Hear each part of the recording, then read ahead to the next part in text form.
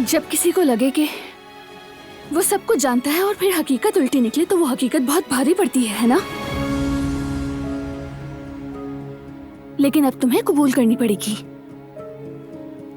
इस बार तुम हार गए। जिस लड़की को तुमने जमीन पर घसीटा उसी से हार गए हो तुम।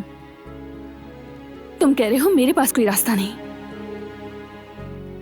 असल में तो तुम बेबस हो बारान।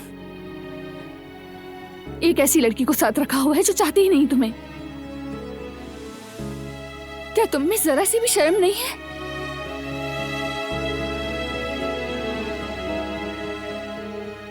अगर होती तो मुझे ये सब कुछ कहने पर मजबूर ना करते तुम। फिर से सुन लो, मैं भागी थी तुमसे, इस हवेली से, इस जहन्नुम से जो तुम सबने मुझ पर मुसल्लत कर रखी है। मेरा मकसद हमेशा तुमसे इंतकाम लेना था, जो मैंने लिया।